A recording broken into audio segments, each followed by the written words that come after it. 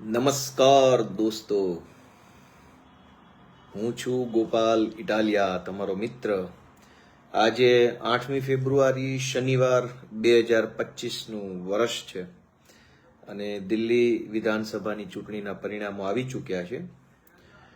મજા લેવાવાળા મજા લઈ રહ્યા છે અને જે મિત્રો ભારત માટે, ગુજરાત માટે કંઈક સારું કરવાની તમન્ના મનમાં લઈને ફરે છે એ જરાક દુઃખી હશે.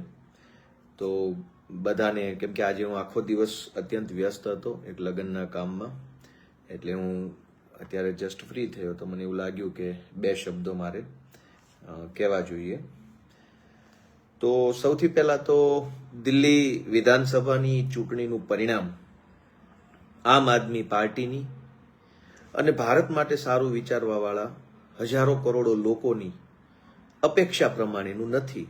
એ વાત હવે જગજાહેર છે, એમાં કંઈ કહેવાનું રહેતું નથી. સ્વાભાવિક છે કે ચૂંટણીના મેદાનમાં જે કોઈ બે પાર્ટીઓ ઉતરે તો બંને પાર્ટીની અપેક્ષા એવી હોય કે જીતીએ, અને જીતવું એ રાજનીતિનો, પોલિટિક્સનો, પાર્ટીનો, ચૂંટણીનો એક લક્ષ્ય હોય છે બધાનું.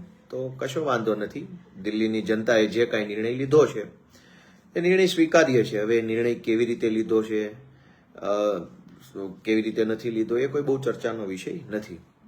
મહત્વના બે ચાર મુદ્દાઓ ઉપર મારે અત્યારે મારો અભિપ્રાય રાખવો છે, કેમ કે આ તો બધું ચાલતું રહેવાનું છે. કઈ ભારત દેશ આઝાદ થયો 1947માં, ત્યાર પછીથી લઈ આજ દિવસ સુધી દેશના ઇતિહાસમાં એકેય એવી પાર્ટી નહીં હોય કે જે હારી નહીં હોય. માત્ર ને માત્ર સતત ફક્ત ચૂંટણીઓ જીતી જ હોય, ક્યારેય ચૂંટણી ન હારી હોય એવી દેશના ઇતિહાસમાં કોઈ પાર્ટી જ નથી. એટલે આમ આદમી પાર્ટીને ચૂંટણીમાં અપેક્ષા પ્રમાણેનું પરિણામ નથી મળ્યું એ કઈ મોટો કઈ અપરાધ કે ગુનો કે હસી મજાકનું પાત્ર બનાવવાની કોઈ ચર્ચા નથી. સૌથી મહત્વની બે ચાર બાબતો જે છે એના ઉપર મારો ધ્યાન દોરવું છે. બધા આમ આદમી પાર્ટીના કાર્યકર્તાઓને, ગુજરાતના લોકોને, અમદાવાદમાં બેસતા ટીવી વાળા મિત્રોને અને રાજનીતિને નજીકથી ઓબ્ઝર્વ કરતા અને રાજનીતિક વિશ્લેષક બનીને ફરતા અથવા ખરેખર જેને રાજનીતિનું જ્ઞાન છે બધાને સૌથી મહત્વની બાબત એ છે કે આમ આદમી પાર્ટીની સરકાર નથી બની, એ સત્ય છે. ભાજપની સરકાર બની દિલ્હીમાં, એ પણ સત્ય છે. પણ આમ આદમી પાર્ટી નથી ચૂંટણી જીતી એનો અર્થ એવો નથી કે ગુજરાતની અંદર ભાજપે જે છેલ્લા 30-40 વર્ષથી જે પાપ કર્યા છે, દુષ્કર્મ કર્યા છે, તાનાશાહી કરી છે, એ બધાને હવે સત્યનું સર્ટિફિકેટ મળી ગયું. એનો અર્થ એવો નથી. આપણે એક વાતને બહુ ટેકનિકલી અને લોજિકલ રીતે સમજવાની કોશિશ કરીએ કે આ આખી 2025ની વિધાનસભાની ચૂંટણીમાં આમ આદમી પાર્ટી ઉપર આરોપ શું લાગ્યા હતા? આખી ચૂંટણી દરમિયાન ભાજપ તરફથી જે આરોપો હતા, શું આરોપ હતા? કે દિલ્હીમાં યમુના નદીની સફાઈ નથી થઈ. હવે થઈ છે કે નથી થઈ એ વાત જો બીજા નંબરે રાખીએ તો સૌથી મહત્વનો પ્રશ્ન એ છે કે આરોપ તો કામ ઉપર લાગ્યો ને. કામ થયું છે કે કામ નથી થયું એવો આરોપ લાગ્યો. બીજા નંબરે સૌથી મોટો આરોપ ભાજપે ચૂંટણીમાં લગાડ્યો ગટર વ્યવસ્થા બાબતે, કે ભાઈ સીવર, એને ઇંગ્લિશમાં સીવર કહે છે અને આપણે ગુજરાતીમાં ગટર બોલીએ, તો ડ્રેનેજ સીવરને લઈને ખૂબ ફરિયાદો આખા દિલ્હીમાં છે એવો આરોપ ભાજપે લગાવ્યો. હવે એ સાચો પણ હોય કે ખોટો પણ હોય, જે હોય તે, સાચા ખોટામાં નથી પડવું, પણ આરોપ શેનો લાગ્યો? કામને લઈને આરોપ લાગ્યો. ત્રીજો આરોપ શું લાગ્યો? પાણીની સમસ્યાને લઈને આરોપ લાગ્યો, જે ભાજપે લગાવ્યો. પાણીની સમસ્યા છે કે પાણીની સમસ્યા નથી એ મુદ્દા પર ચર્ચા કરીએ, એ સેકન્ડ નંબરની, બીજા નંબરની વાત છે. આરોપ શેને લઈને લાગ્યો? કામને લઈને આરોપ લાગ્યો, કે કામ થયું છે કે કામ નથી થયું. નરેન્દ્ર મોદીએ, વડાપ્રધાને પોતે ચૂંટણીના એકાદ દિવસ પહેલા ઓલા બાળકો સાથે ઝાડવા નીચે બેસી અને ચર્ચા કરીને, ચર્ચામાં એને શાળામાં 9મા ધોરણમાં બાળકોને નપાસ કરવામાં આવે છે અથવા પાસ કરવામાં આવે છે તે પ્રકારે આરોપ લગાવ્યો. આરોપ સાચો છે કે ખોટો છે એની ચર્ચા નથી કરવી. આરોપ શેને લઈને લાગ્યો? કામને લઈને આરોપ લાગ્યો.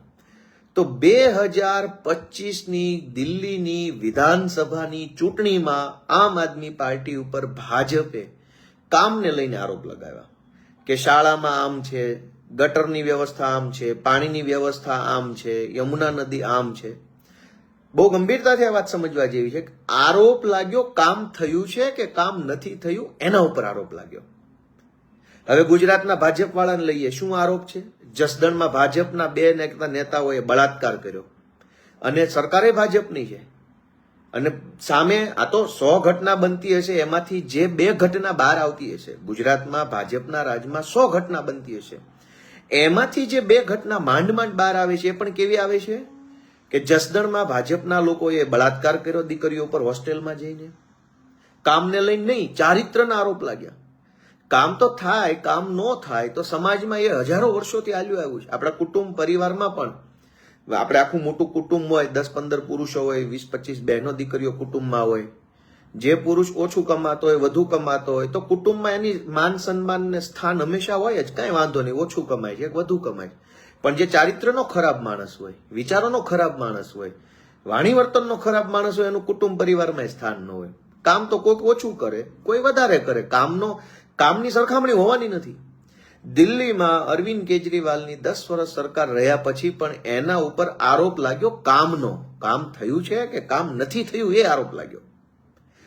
ગુજરાતમાં ભાજપ વાળા પર શું આરોપ છે કે અમરેલીની અંદર એક નિર્દોષ દીકરીનું સરઘસ કાઢવામાં આવ્યું. સમાજમાં આ વસ્તુ માન્ય નથી, યોગ્ય નથી. કામ ન કર્યું હોય તો ઇટ્સ ઓકે, કામ થાય, કામ ન થાય, કામને લઈને 100 ચર્ચાઓ થઈ શકે. પણ કેટલીક વસ્તુ સમાજમાં માન્ય નથી, સમાજમાં ક્યારેય સ્વીકાર્ય ન હોય, એવા આરોપ ભાજપ ઉપર છે. ત્રીજી વાત કે એક આદિવાસી સમાજની નિર્દોષ દીકરીની નગ્ન પરેડ કાઢવામાં આવી. આ આરોપ પણ ભાજપ ઉપર છે. કચ્છની અંદર નલિયાકાંડ થયું, સામૂહિક બળાત્કારની ઘટના સામે આવી, સરકારે પંચ બેસાડ્યું અને આ પંચ જે છે એને તપાસ કર્યું, કોર્ટમાં કેસ ચાલ્યો, ભાજપના આગેવાનો હતા એટલે નિર્દોષ છૂટી ગયા. શેનો આરોપ લાગ્યો? ચારિત્રનો, બળાત્કારનો આરોપ લાગ્યો. આ સિવાય અમરેલીની અંદર ભાજપના એક આગેવાને એક મહિલા શિક્ષિકાના ઘરમાં અડધી રાત્રે ઘૂસી ગયા અને પછી ભાજપના ધારાસભ્યએ ને સાંસદ સભ્યએ બધાએ ભેગા મળી અને એને ઠંડો પાડી દીધો મામલો. શેનો આરોપ લાગ્યો? બળાત્કારનો, છેડતીનો, મહિલાઓના ગૌરવ હણવાનો. આ સિવાય સુરતથી ડ્રગ્સ વેચતા હર્ષ સંઘવીનો ખાસ મિત્ર પકડાયો. શેનો આરોપ લાગ્યો? ડ્રગ્સ વેચવાનો. અમારી સરકારમાં, આમ આદમી પાર્ટીની સરકારમાં નહીં, ભાજપની જ સરકારમાં આરોપ લાગ્યો. હજારો બુટલેગરો જે સીધી રીતે ભાજપ સાથે સંકળાયેલા છે, ભાજપના હોદ્દેદારો છે. શેનો આરોપ લાગ્યો? દારૂ વેચવાનો, ડ્રગ્સ વેચવાનો. ગુજરાતના લગભગ તમામ ગામડાઓમાં લગભગ કોઈ ગામ બાકી નહીં હોય જ્યાં સરકારી ગૌચરની જમીન, સરકારી પડતર જમીન કે અન્ય કોઈ સરકારી જમીન ઉપર ભાજપના ગુંડા, બદમાશ, લુખ્ખા તત્વોએ કબજો કર્યો જ હશે. લગભગ ગામડાની આ હાલત છે કે જ્યાં સરકારી જમીન છે, ભાજપના ગુંડાઓ એના ઉપર કબજો કર્યો છે. શેનો આરોપ લાગ્યો? કબજા કરી લેવાનો, પચાવી પાડવાનો. પાટીદાર અનામત આંદોલન થયું, નિર્દોષ બહેનો દીકરીઓને બેફામ ગાળો આપવામાં આવી. શેનો આરોપ લાગ્યો? મહિલાઓના આત્મસન્માનની વિરુદ્ધનું કામ કરવાનું. દલિત આંદોલન થયું, ઠાકોર સમાજનું આંદોલન થયું, હજારો લોકો ઉપર ખોટા કેસ કરવામાં આવ્યા. શેનો આરોપ લાગ્યો? સમાજની ઉપર તાનાશાહી કરવાનો.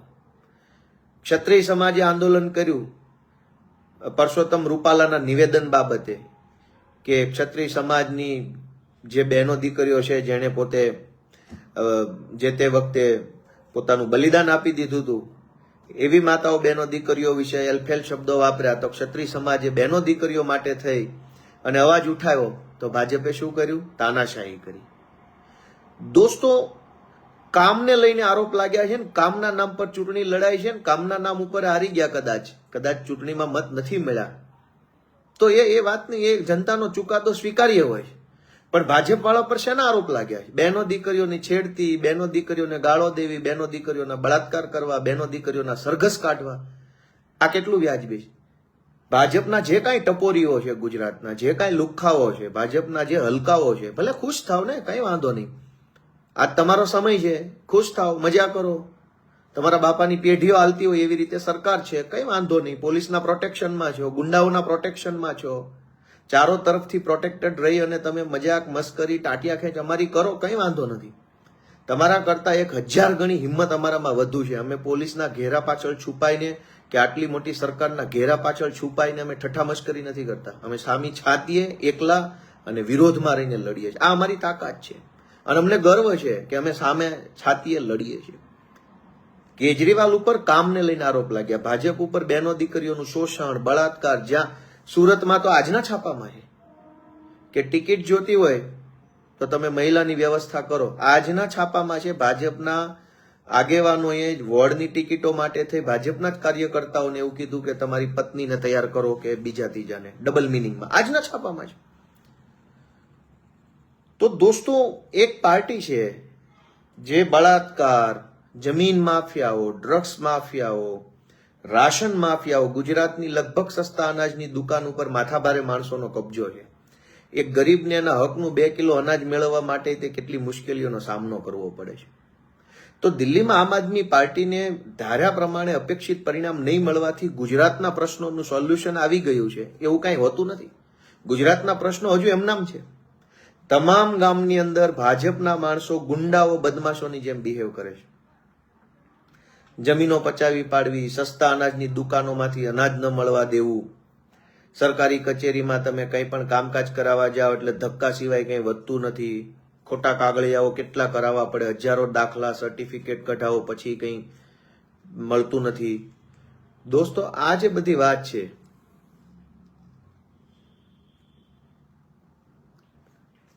એ બધી વસ્તુ ઉપર આપણે ધ્યાન આપીએ.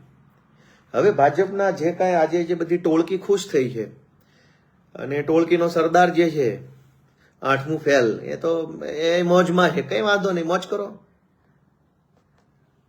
ગોપાલભાઈ ઇટાલિયા કે આમ આદમી પાર્ટીનો એક કાર્યકર્તા છે નહીં, તમારા મંત્રી કરતા પણ 1000 ગણો શક્તિશાળી છે. એટલા માટે કે તમે નરેન્દ્ર મોદીના કે ભાજપના ખોળામાં બેસીને તમે વાયડાઈ કરો છો. તમારામાં ઓકાત હોય તો એકવાર આવો સામે, ભાજપનો પલ્લુ મેલી દો અને લડી લો ચૂંટણી, ખબર પડે કેટલા પાણીવાળા છો અને કેટલી તમારામાં ક્ષમતાઓ અને શક્તિઓ છે.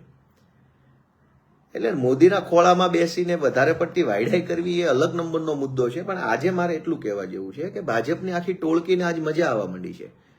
હવે આમ આદમી પાર્ટી કે ખતમ થઈ જશે ને આમ થઈ જશે ને તેમ થઈ જશે. ઓહો, આ કઈ શાકભાજી માર્કેટ છે કે બંધ થઈ જશે કે આ શું છે? મારે આજે એની ખુલાસો કરવો છે કે આમ આદમી પાર્ટી એક સપનું છે, એક લક્ષ્ય છે. સપનું જે હોય છે ને, કોઈ પણ માણસના જીવનમાં એક સપનું હોય, એ સપનું જ જીવન જીવવાનું બળ હોય. સપનું પૂરું થઈ જાય તો માણસ સારું જીવી નથી શકતો. જેમ કે માણસના મનમાં એક સપનું હોય કે મારે ઘરનું ઘર બનાવવું છે, કોઈને સપનું હોય કે ગાડી લેવી છે, કોઈને સપનું એવું હોય કે મારે મોબાઈલ લેવો છે ફલાણો, કોઈનું સપનું એવું હોય કે મારે મારા છોકરાને આ બનાવવો છે, કોઈને એવું સપનું હોય કે મારે પોતે આ બની જવું છે. દરેક માણસના જીવનમાં એક સપનું હોય છે અને એ સપનું જ માણસની તાકાત હોય છે. માણસની અંદર જે બળ હોય ને, જે પાવર હોય, મનની શક્તિ, તનની શક્તિ, જીવન જીવી જવાની જે શક્તિ છે ને, એ શક્તિ એટલે જ સપનું અને સપનું એટલે જ શક્તિ. તો ભાજપના અભણ ઠોઠ હલકાઓને એટલી જ મારી વિનંતી છે, ભાજપના ગુંડાઓને, કે તમે લોકો અભણ છો, તમને ખબર ન પડે, તમે લોકો ડફોળો છો, મોદીના ખોળામાં બેસીને મોટી નોટો બની ગયા છો, એટલે તમને એવું લાગે છે કે તમે કહો એમ દુનિયા ચાલતી હશે, પણ એવું ક્યારેય બનવાનું નથી. આમ આદમી પાર્ટી એ દેશના કરોડો અબજો સામાન્ય પરિવારના લોકોનું એક સપનું છે અને સપનું ક્યારેય મરતું નથી. કોઈનું સપનું ક્યારેય મરતું નથી. સપનું પોતે જ એક તાકાત હોય છે અને સપનું છે તો જ માણસને જીવન જીવવાની પ્રેરણા અને બળ મળે છે. જે દિવસથી માણસનું સપનું પૂરું થઈ જાય ને તે દિવસથી માણસ છે ને સારું નથી જીવી શકતો. જ્યાં સુધી ભારતના એક સિંગલ માણસના મનમાં પોતાના બાળકને શાનદાર શિક્ષણ આપવાનું સપનું છે કે મારે મારા છોકરાને ભણાવવો છે, એ સપનું જો ભારતના 140 કરોડ લોકોમાંથી એક માણસના મનમાં જીવતું હશે ને, ત્યાં સુધી આમ આદમી પાર્ટી જીવતી રહેશે. ભાજપના 8-5 ટોળકીથી કાંઈ ઉખાડી નહીં શકાય. અરે એક ચૂંટણી હારી ગયા, ઓકે, હિંમત થોડી હારી ગયા છે, હિંમત નથી હારી ગયા. અને અમારે કઈ મોદીના ભાજપના ખોળામાં બેસીને થોડા લડવા નીકળ્યા, અમે તો અમારા દમ ઉપર લડવા નીકળ્યા. આ ક્વોલિટી છે, ક્વોલિટીનો નાશ ન થાય.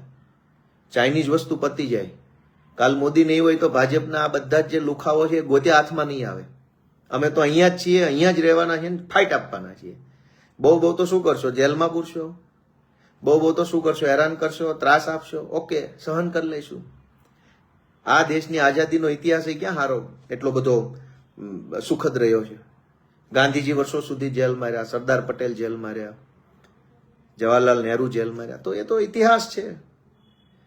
જ્યાં સુધી એક સિંગલ માણસના મનમાં પણ ભારતના બાળકને ભણાવવાનું સપનું છે, જ્યાં સુધી એક સિંગલ માણસના મનમાં એવું સપનું છે કે દેશના દરેક નાગરિકને સારામાં સારી સ્વાસ્થ્ય વ્યવસ્થા મળવી જોઈએ, ત્યાં સુધી આમ આદમી પાર્ટી આ દેશમાંથી ખતમ નહીં થાય. એટલે ભાજપના 8 પાસ ટોળકીને નમ્ર વિનંતી કે 2 દિવસ આનંદ કરો, એનો કંઈ વાંધો નથી, પણ તમારો આનંદ લાંબો ટકવાનો નથી. આમ આદમી પાર્ટી એ દેશના કરોડો લોકોનું સપનું છે, એક વિચાર છે, અને આ વિચાર ક્યારેય મરતો નથી. વિચાર પેઢી દર પેઢી આગળ વધતો હોય છે. અમે મરી જશું તો અમારા છોકરાઓમાં એ વિચાર આવશે, એના છોકરાઓ. વિચાર ક્યારેય મરવાનો નથી. એટલે કોઈ વિચાર જે છે એ ચૂંટણીનો મોહતાજ નથી હોતો, કોઈ વિચાર છે એ મતદાનનો મોહતાજ નથી હોતો, કોઈ વિચાર છે એ પાર્ટીનો મોહતાજ નથી. વિચાર તો વિચાર છે. કરોડો લોકોના મનમાં એક વિચાર છે કે મારે મારા બાળકને ભણાવવો છે અને આગળ વધારવો છે. અમે તો ભલે નથી ભણી શક્યા, પણ અમારા છોકરાને અમે ભણાવશું. એ વિચાર એ કોઈ પાર્ટીનો, કોઈ ચૂંટણીનો કે હાર જીતનો મોહતાજ નથી. એ વિચાર છે. એ વિચાર ક્યારેય મરવાનો નથી, અને જ્યાં સુધી એ વિચાર નહીં મરે, એ વિચાર જીવંત રહેશે, ત્યાં સુધી આમ આદમી પાર્ટી આ દેશમાં જીવંત રહેશે. એટલે ભાજપને 8 પાસ ટોળકીએ કંઈ વધારે હરખાવાની જરૂર નથી. ભલે 2 દિવસ છે તમારો ટાઈમ, અમે તમે 12 માસ. એટલે મારી એટલી જ વિનંતી છે, જરાક કોમેન્ટો હું વાંચી લઉં. કે બીજી વાત કે હવે પછી આજે દિલ્હી ચૂંટણીનું રિઝલ્ટ બરાબર ન આવ્યું એટલે ભાજપની ટોળકી સક્રિય થઈ ગુજરાતમાં. એક તો ગુજરાતમાં નગરપાલિકાની ચૂંટણી ચાલુ છે, ઘણા બધા અમારા આમ આદમી પાર્ટીમાંથી ફોર્મ ભરાયા છે. એટલે હવે, અને કેટલાક મિત્રો અગાઉથી કોર્પોરેટર છે, કોઈ તાલુકા પંચાયતના સભ્ય છે, કોઈ જિલ્લા પંચાયતના સભ્ય છે, કોઈ હોદ્દેદારો છે, વગેરે વગેરે.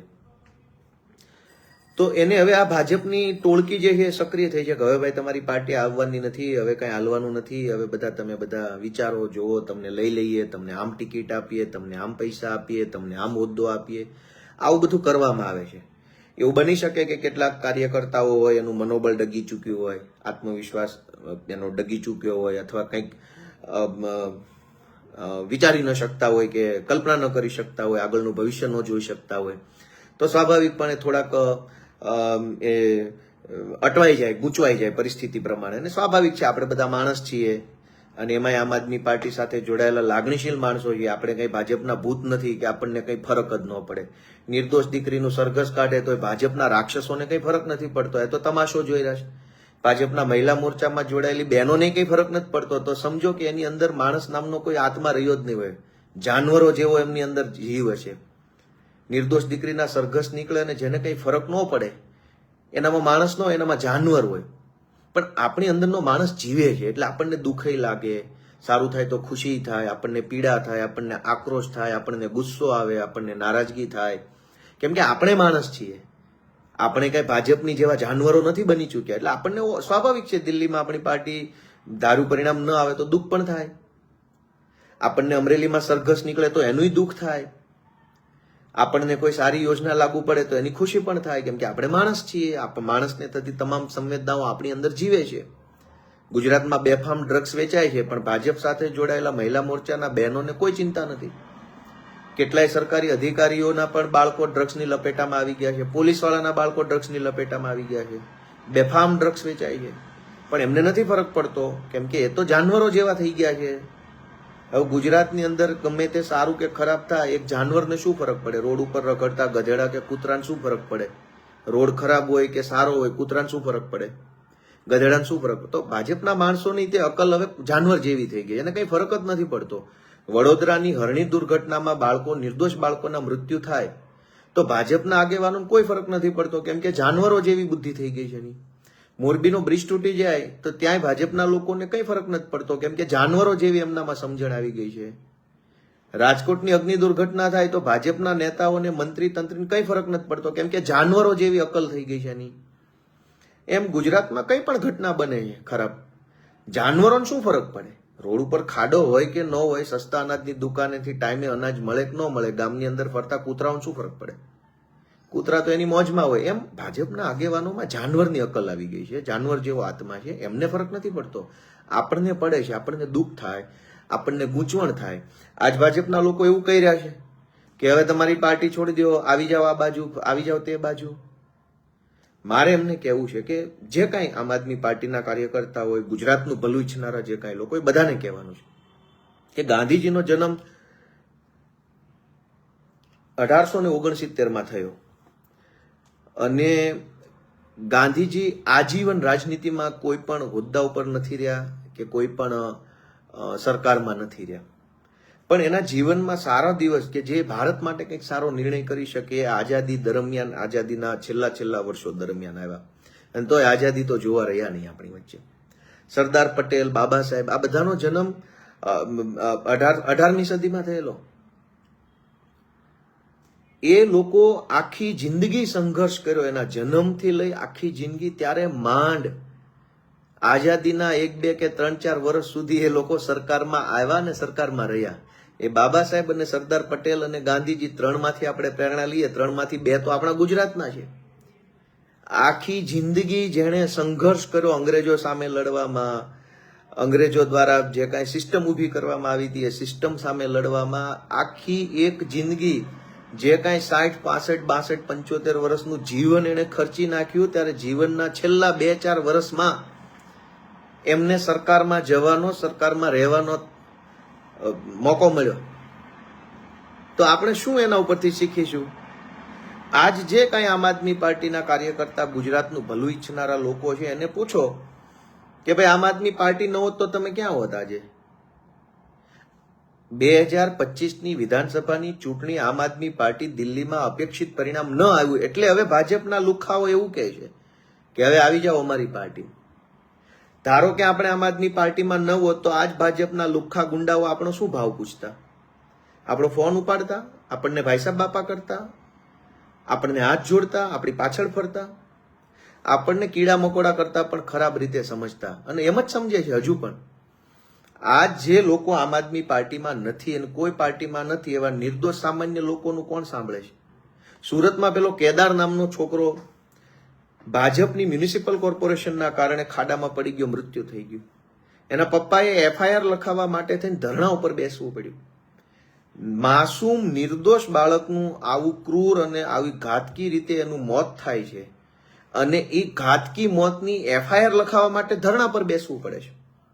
અને બીજી બાજુ એક એવો જ સામાન્ય માણસ, કેદારના પપ્પા જેવો કોઈ સામાન્ય આમ માણસ, જેની કોઈ બહુ મોટી ઓળખાણ નથી, કાંઈ મોટું એનું નેટવર્ક નથી, મોટો અનુભવ નથી, એવો કેદારના પપ્પા જેવો એક સામાન્ય માણસ આમ આદમી પાર્ટીમાંથી નગરપાલિકાનું ફોર્મ ભરે તો ભાજપનો જિલ્લા પ્રમુખ, ભાજપનો પ્રભારી, ભાજપના બીજા ત્રીજા હોદ્દેદારો, APMCના ભાજપનો ધારાસભ્ય, કેટલાય માણસો એની પાછળ ફરે છે.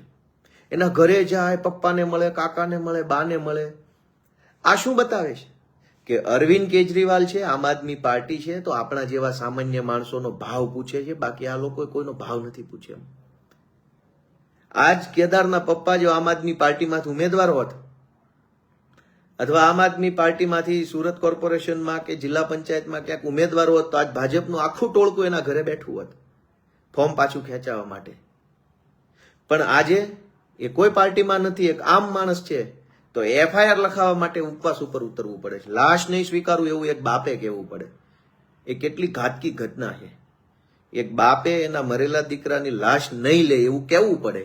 એ કાંઈ એને થોડું ગમતું હોય, એને થોડું સારું લાગતું હશે કે હું લાશ નહીં લઉં તો મને બહુ સારું લાગશે, એને તો દુઃખ થતું હોય, પણ દુઃખ સાથે આ કહેવું પડે. તો ભાજપની ટોળકીએ કંઈ ખુશ થવાની જરૂર નથી. 8 પાસની સેનાએ કશું જ કાંઈ એમાં, તમારા બાપાની પેઢી છે, તમારી પાસે પોલીસ, IB, ક્રાઇમ બ્રાન્ચ છે ને, બહુ તો શું કરી લેશો? તમારા દલાલ 4-5 એજન્ટ જેવા પોલીસ અધિકારીને મોકલીને 4-5 ખોટી FIR કરીને તમારા દલાલ સરકારી વકીલો પાસે લઈ જઈ ખોટી રીતે જેલમાં રાખશો. ઓકે, ભગવાન જોઈ રહ્યો છે, જનતા જોઈ રહી છે, ક્યારેક ન્યાય કરશે અને ક્યારેય ન્યાય નહીં કરે તો અમારા છોકરાએ અમે પેદા કર્યા છે, એ ન્યાય કરશે. અમે એમનામ નથી.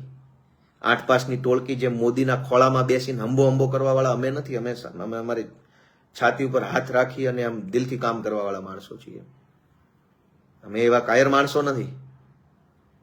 એટલે મારી બધાને એ વિનંતી છે કે આજ કેટલાક ઉમેદવારો છે આમ આદમી પાર્ટીમાં, કાર્યકર્તાઓ છે, અને હવે ભાજપની ટોળકી આવી જાઓ મારી પાર્ટીમાં. આમ આદમી પાર્ટીમાં જે માણસ કામ કરે છે, ઉમેદવાર છે અથવા ચૂંટાયેલો માણસ છે, એના માટે જેટલી ગંભીરતા, એના માટે જેટલી ઓફર કરો છો એટલી સામાન્ય નાગરિક માટે કેમ નથી? દાહોદની અંદર આદિવાસી સમાજના એક ભાઈએ આત્મહત્યા કરી લીધી. શું કામ? એ ભાઈની દીકરીને કેન્દ્ર સરકારની પોસ્ટ વિભાગમાં નોકરી લાગી, અને નોકરી લાગી એટલે એને આદિજાતિનો દાખલો, આદિવાસી છે એવો દાખલો અંગ્રેજીમાં જોતો હતો. જનરલી ગુજરાત સરકારમાં ગુજરાતીમાં દાખલા નીકળતા હોય છે, અંગ્રેજીમાં જોઈતો હોય તો અલગથી માગવો પડે છે. એ અંગ્રેજીમાં દાખલો ન કાઢી દીધો, ધક્કા ખવડાવ્યા. છોકરીના બાપાને ચિંતા થઈ કે મારી દીકરીને નોકરી તો મળી છે, પણ હું દાખલો જો સમયસર રજૂ નહીં કરું 15 દિવસની મર્યાદામાં તો મારી દીકરીને નોકરી વહી જશે. એ ચિંતામાં માણસે આત્મહત્યા કરી લીધી, દવા પી ગયા અને એનું મોત થઈ ગયું. જાઓ ને ભાજપ વાળા, દીકરીના બાપ મરી ગયા છે, એની પાસે જાઓ ને 10-15 જિલ્લા પ્રમુખો, ધારાસભ્યોને, એને સમજાવો ને. જેટલી કોશિશ આમ આદમી પાર્ટીના ઉમેદવારનું ફોર્મ પાછું ખેંચાવવામાં, ફોર્મ રદ કરાવવામાં કરો છો, એનાથી અડધી કોશિશ એ દીકરીના બાપને જઈને મળો, એને ટાઈમે દાખલા કઢાવી દો. તો લડાઈ પૂરી નથી થઈ ગઈ. આમ આદમી પાર્ટી દિલ્હીમાં હારી ગઈ એના કારણે કઈ જે દીકરીના બાપે આત્મહત્યા કરી છે એને ન્યાય મળી ગયો? કેદારને ન્યાય મળી ગયો? જે કેદારનું ઘાતકી મોત કરવામાં આવ્યું છે ભાજપ દ્વારા, એને ન્યાય મળી ગયો? જ્યાં સુધી ગુજરાતના એક એક માણસને, એક એક વ્યક્તિને ન્યાય નહીં મળે ત્યાં સુધી આમ આદમી પાર્ટી આ દેશમાંથી ખતમ નથી થવાની, કેમ કે ન્યાય માટેની પાર્ટી છે. જ્યાં સુધી એક એક બાળકને સારું શિક્ષણ નહીં મળે ત્યાં સુધી આમ આદમી પાર્ટીને કંઈ થવાનું નથી.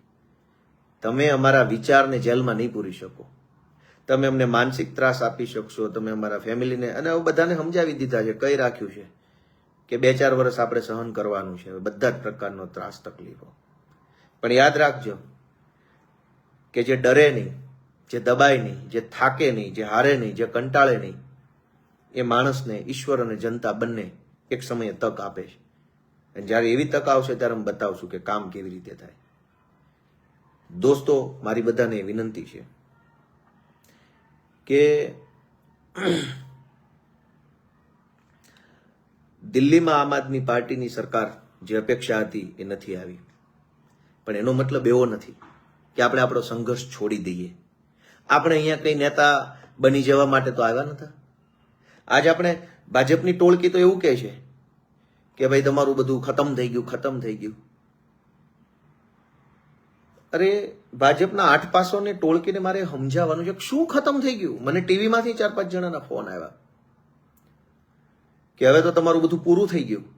એટલે આજે હું એટલો બધો આખો દિવસ વ્યસ્ત હતો સામાજિક કામમાં કે કોઈ ક્યાંય ટીવીમાં કાંઈ વિડીયો બનાવીને જવાબ આપી શકું એમ નહોતો. એટલે મેં લાઈવનું નક્કી કર્યું કે રાત્રે મોડો ફ્રી થઈશ તો પછી હું રાત્રે લાઈવ કરીશ એમ. આમાં એક ભાજપનો એક લુખેશ છે, એનું નામ લખ્યું છે ધનેશ વિઠાણી. એ ભાજપનો લુખેશ મને એવું કહે છે કે ભાષા સુધારો. ભાઈ અમારી તો ભાષા ખરાબ છે, ભાજપ વાળાના તો ધંધા ખરાબ છે. દીકરીઓની પરેડ કાઢી, સરઘસ કાઢ્યું અમરેલીમાં, જાઓ એને જઈને સલાહ આપો. અમારી તો ભાષા ખરાબ છે, અમે તો ગામડાના દેશી માણસ છે, અમારા બાપ દાદા થોડા કઈ ભાજપ વાળાની જેમ મોટા નેતા મુખ્યમંત્રીઓ હતા, અમારી ભાષા સારી હોય. અમે તો ગામડાના અભણ માણસ છીએ, અમે તો ગરીબ માણસ છીએ, અમે તો પીડિત માણસ છીએ, અમને અમારું તો શોષણ થયું છે ભાજપના રાજમાં, તો અમારી વેદનાની ભાષા છે. તમને ન ફાવે તો રજા લ્યો, તમને ક્યાં તમારા બાપાના હામ આપ્યા છે તમે અહીંયા સાંભળજો એમ. ભાષા સુધારો પછી વાત કરો. તમે તમારા ધંધા સુધારો ભાજપના. જસદણની અંદર ભાજપના બળાત્કારીઓએ હોસ્ટેલમાં જઈને બળાત્કાર કર્યો, કેમ કોઈ બોલ્યું નહીં? બળાત્કાર કરે એ તમને સારું લાગે છે અને અમારી ભાષા ખરાબ લાગે છે? દોસ્તો, હું એમ કહેવા જતો હતો કે ભાજપની ટોળકી એવું કહે છે કે ખતમ થઈ ગયું. મારે આખી ગુજરાતની ભાજપની ટોળકીને એવું કહેવું છે શું ખતમ થઈ ગયું? હું મારી વાત કરું, હું ગોપાલ ઇટાલિયા, ભાવનગર જિલ્લાના ઉમરાળા તાલુકાના ટીંબી જેવા નાનકડા ગામની અંદર ઉછરેલો માણસ, ધૂળના ઢેફા સાથે ઉછરેલો માણસ, ગામના ખેતરોમાં ફરતા, રખડતા, ખેતીવાડીમાં કામ આપતા, એક સાવ સામાન્યમાં પણ સામાન્ય કહી શકાય એવા પરિવારનો ધૂળ ઢેફા સાથે રમતો માણસ આમ આદમી પાર્ટીના કારણે, ગુજરાતની જનતાના પ્રેમના કારણે અને કેજરીવાલ સાહેબના માર્ગદર્શનના કારણે આજ ગુજરાતમાં એક નાની એવી જગ્યાએ પહોંચ્યો છે. આજ હું શું ખતમ થઈ જાય છે? અમે તો આવ્યા જ ઢેફામાંથી છીએ, અમે તો આવ્યા જ ધૂળમાંથી છીએ, અમે તો ખેતરોમાંથી અહીંયા પહોંચ્યા છે. અમારે ક્યાં અમારા બાપ દાદાની પેઢીઓ હતી? અમારે ક્યાં અમારા બાપ દાદા સીએમ કે મુખ્યમંત્રી, મંત્રી, ધારાસભ્યો હતા કે અમારું બધું ખતમ થઈ જાય? ક્યાં અમારા મોટા મહેલો હતા? ક્યાં અમારી બધી પંચાયત હાલતી હતી? શું હતું? કઈ હતું નહીં. આજે કઈ છે નહીં. ખતમ તો ભાજપ વાળાના તાનાશાહીના મહેલો ખતમ થવાના છે. આ ગુજરાતનો આમ આદમી જાગશે ને જે દિવસેનો આત્મા જાગશે ને તે દી આ ભાજપની આઠપાસની ટોળકી ખતમ થઈ જવાની છે. અમને શું ખતમ કરવાના? અમારી પાસે શું હતું અને હાલમાં શું છે? અરવિંદ કેજરીવાલ શું હતા તો ખતમ થઈ જશે. ઇન્કમ ટેક્સની નોકરી કરતા હતા, સામે ચાલીને રાજીનામું મૂકી દીધું નોકરીમાંથી. રાજીનામું મૂકી અને દિલ્હીની ઝુંપડપટ્ટી વિસ્તારમાં વર્ષો સુધી નાના માણસોની, ગરીબ માણસોની સેવા કરી અને એ જ ગરીબ માણસો એને સીએમ બનાવ્યા. આજે નથી હવે સીએમ, તો એમાં શું લૂંટાઈ ગયું? શું ખતમ થઈ ગયું? શું ખૂટી ગયું? શું બરબાદ થઈ ગયું? કઈ હતું જ નહીં. જનતાએ જ પ્રેમ આપીને અહીંયા પહોંચાડ્યા છે. અમારી પાસે કઈ, અમે દિલ્હીમાં આમ આદમી કેજરીવાલ સાહેબની સામે જીત્યા છે ભાઈ પ્રવેશ વર્મા. એના બાપા મુખ્યમંત્રી હતા. કેજરીવાલના બાપા થોડા મુખ્યમંત્રી છે? મારા બાપા ક્યાં મુખ્યમંત્રી છે? ઈશુદાનભાઈના ફાધર નથી.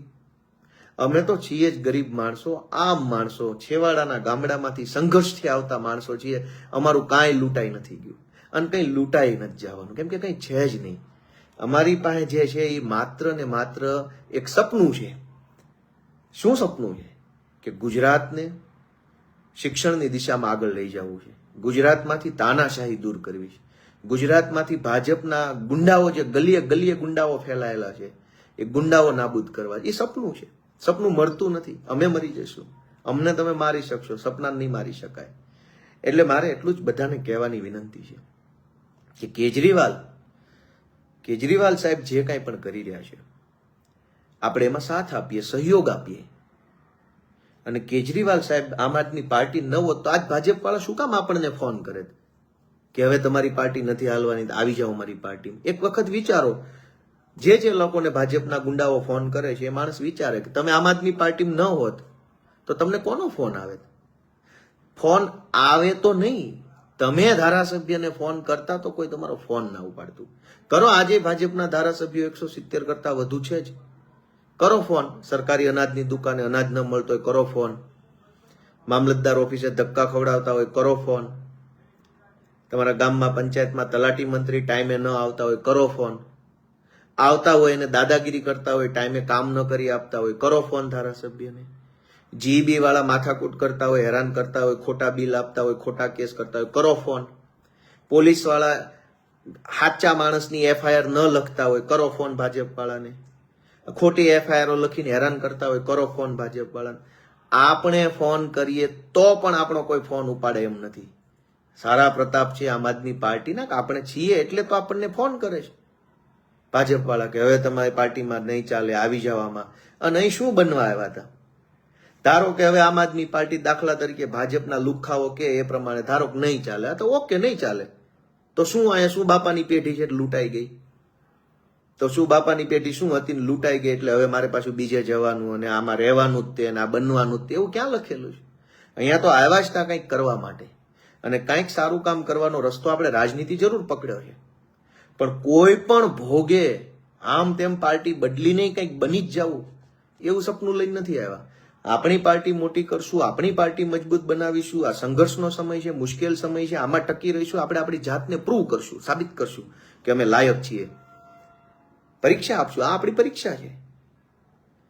પરીક્ષા આપ્યા વગર કેવી રીતે ખબર પડે કે તમે સક્ષમ છો કે નહીં? તો આ આપણી પરીક્ષા છે. આજ ખરેખર સમય તો ક્યારેય સારો નથી હોતો, ક્યારેય ખરાબ નથી હોતો. સમય હોય છે. પણ ચર્ચા કરવા ખાતર જો કહીએ તો ધારો કે આજ થોડોક સમય ગૂંચવણ ભર્યો, મૂંઝવણ ભર્યો, મનોબળ ડગાવી નાખે એવો છે, ત્યારે જ તો માણસની પરીક્ષા છે કે તમે એક મોટું કામ કરી શકો એવું હજળબમ મનોબળના માણસ છો કે નહીં. એ પરીક્ષા અત્યારે છે. તમારે સરકારમાં બેસવું છે, ધારાસભ્ય બનવું છે, પણ ગમે ત્યાંથી ગમે તેમ કુદાકૂદ કરીને બની જવું છે. તેઓ મામૂલી ધારાસભ્ય બનવાનો કોઈ મતલબ નથી. પણ ગુજરાતની જનતા ઉપર બેઠેલો ઈશ્વર, તમારી આસપાસની દુનિયામાં રહેલા માણસો, આપણા કુટુંબના, સગા વાલા મિત્રો, મારા કોલેજ સમયના, સ્કૂલ સમયના મિત્રો તે વોટ્સએપ ગ્રુપમાં ખૂબ મજાક ઉડાવે છે મારી. કઈ વાંધો નહીં, ભગવાન એને સુખી રાખે. હવે બધા મિત્રો, મોસ્ટ ઓફ લોકો તો સરકારી નોકરી કરે છે, એટલે મેં એને કીધું એન્જોય, મજા કરો ભાઈ. મેં સંઘર્ષનો રસ્તો પકડ્યો છે. મેં જાણીને, જોઈને, વિચારીને, કેજરીવાલ સાહેબે, ઈશુદાનભાઈએ, મનોજ સોરઠિયાએ, રામ ધડુકે, તમામ આગેવાનોએ જાણીને, જોઈને, વિચારીને, સમજીને સંઘર્ષનો રસ્તો પકડ્યો છે. તમે અમારી મજાક ઉડાવો, કેમ કે તમે તો સરકારી નોકરી છે, પગાર આવે છે દર મહિને 1 તારીખે ખાતામાં, તમને શું ફરક પડવાનો છે દેશનું સારું થાય છે કે નથી થતું? એ ચિંતા અમારી છે. દેશના નાનામાં નાના માણસની પીડાને અવાજ આપવાની ચિંતા અમારી છે, કેમ કે અમે એ રસ્તો સમજી વિચારીને પકડ્યો. એટલે તમે અમારા સંઘર્ષની મજાક ઉડાવો, નો ઇશ્યુ, નો પ્રોબ્લેમ, કઈ વાંધો નહીં, ભગવાન તમને સુખી રાખે. એમાં અમારે ક્યાં કઈ બોલવાનું છે? તો દોસ્તો, આ પરીક્ષા છે, અને જે માણસ પરીક્ષા પાસ નથી કરવાનો એને કશું કાંઈ જીવનમાં તંબુરોય મળવાનો નથી. એટલે આજ ભાજપનો ફોન આવે કે ચલો અમારી પાર્ટીમાં આમ આપી દઉં તેમ, પરીક્ષા પાસ કર્યા વગર. અને આ પરીક્ષા પાર્ટીઓ નથી લઈ રહી, ભાજપ કે આપ કે કોઈ પાર્ટી નથી લઈ રહી. આ પરીક્ષા પરિસ્થિતિ લઈ રહી છે, આ પરીક્ષા જનતા લઈ રહી છે, આ પરીક્ષા ઈશ્વર લઈ રહ્યો છે. ઈશ્વરની પરીક્ષા આપ્યા વગર તમે કોઈ પણ પાર્ટીમાં જઈને એવું વિચારતા હું આમ તેમ બની જાય તો ભગવાન તમારી બુદ્ધિનું કલ્યાણ કરી નાખે. આ પરીક્ષા છે, આ પરીક્ષા આપવાની છે, અને બધાએ આપેલી છે, જે આ પરીક્ષા આપશે. એટલે દોસ્તો, એટલું જ કહેવાનું છે કે પરીક્ષા આપવાની છે આપણે બધાએ. આપણી ક્ષમતા કેટલી છે, આપણું મનોબળ કેટલું છે, આપણો આત્મવિશ્વાસ કેટલો છે, આપણી ધીરજ કેટલી છે, આપણો સંયમ કેટલો છે, આપણું લક્ષ્ય કેટલું મોટું છે, આપણું સપનું કેટલું સક્ષમ છે, એ બધી જ વસ્તુઓની પરીક્ષા છે. અને આપણે, મેં કીધું એમ, ભાજપની જેવા જાનવરો નથી. એટલે આપણે માણસ છીએ, આપણને દુઃખ લાગે, આઘાત લાગે, મનોબળ ડગી જાય તો ઓકે ને, 15 દિવસ, 20 દિવસ, મહિનો, 1.5 મહિનો થોડુંક રિલેક્સ થઈ જવાનું, થોડુંક ફેમિલીમાં આપણે ફેમિલી સાથે ટાઈમ સ્પેન્ડ કરીએ, થોડુંક બિઝનેસમાં ટાઈમ સ્પેન્ડ કરીએ, મનગમતી પ્રવૃત્તિ કરીએ, ફિલ્મ જોઈએ, બુક વાંચીએ, ગેમ રમીએ, ફરવા વયા જઈએ નદી કાંઠે, દરિયા કાંઠે, ઇટ્સ ઓકે.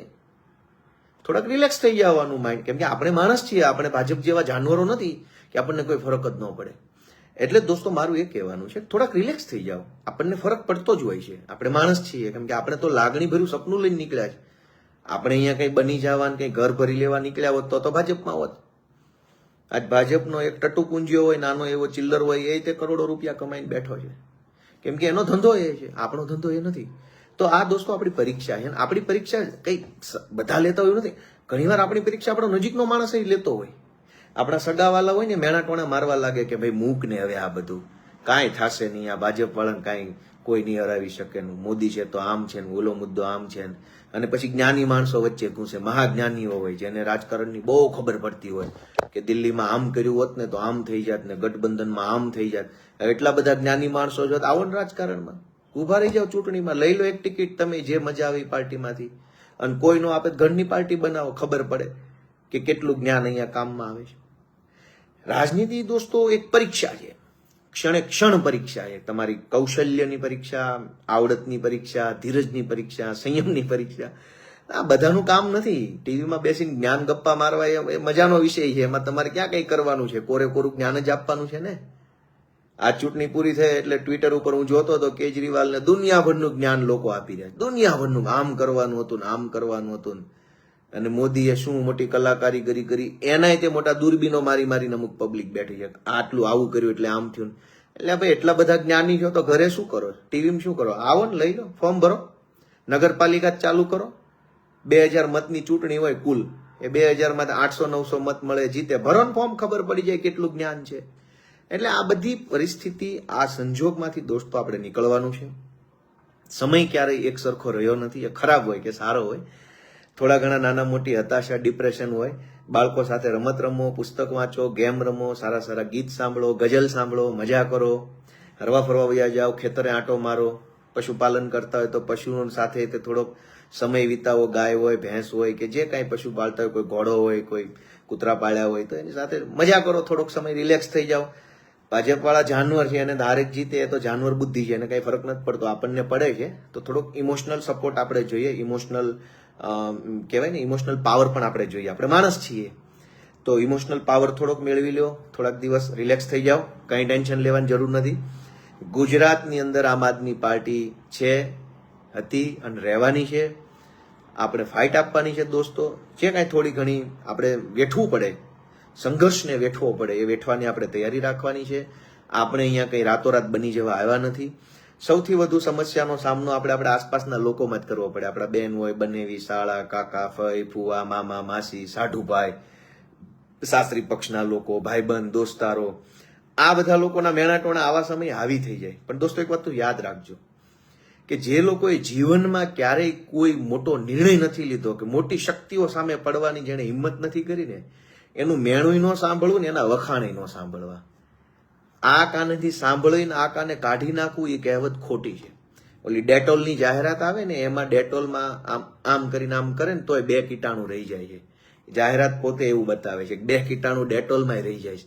તો આ કાનેથી ક્યારેય નબળા માણસની વાત સાંભળવી નહીં, તો કાઢવાનો કોઈ પ્રશ્ન નથી. કેમ કે આટલી મોટી વાત અહીંથી આમ નીકળે તો થોડીક અંદર મગજમાં પડી રહે ને નડે. મક્કમ મનોબળનો માણસ, મજબૂત મનોબળનો માણસ, પહાડ જેવી તાકાત અને આત્મવિશ્વાસ ધરાવતો માણસ હોય ને એની જ વાત સાંભળવાની.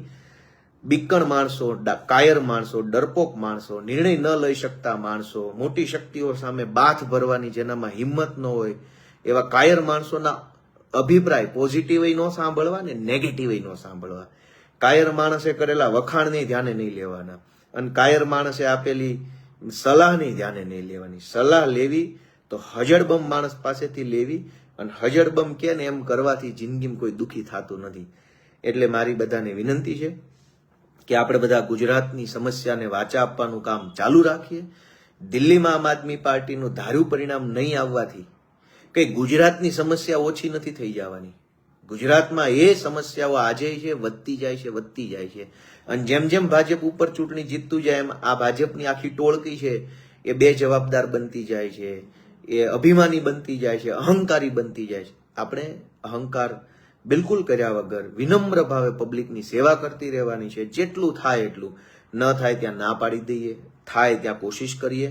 મને 1000% વિશ્વાસ છે કે બહુ ઝાઝા સમયમાં નહીં, 2027માં જ આ જ ગુજરાતની જનતા જબરજસ્ત સોલિડ ન્યાય કરશે. આપણું જે સપનું છે કે એક બાળકને શિક્ષણ, સ્વાસ્થ્ય સુવિધા અને વ્યવસ્થા, એ સપનું આ જ ગુજરાતમાંથી પૂરું થશે. સૌને શુભેચ્છાઓ. ભાજપવાળાને પણ આજનો દિવસ તમે જે મજા આવી, મજા લીધી, ખુશ થયા, એ ખુશી બદલ તમને શુભેચ્છાઓ. કોઈ પણ માણસ આખી દુનિયામાં ક્યાંય ખુશ થાય તો એ મને ગમતી બાબત છે. કોઈ પણ માણસ ખુશ રહેવું જરૂરી છે. સંસારમાં કોઈ દુઃખી ન હોવો જોઈએ. ખુશ થવાનું કારણ ચાહે ગમે તે હોય, ખુશ રહેવું જરૂરી છે. તમને આજે એક દિવસની ખુશી મળી છે એ બદલ તમને શુભેચ્છાઓ.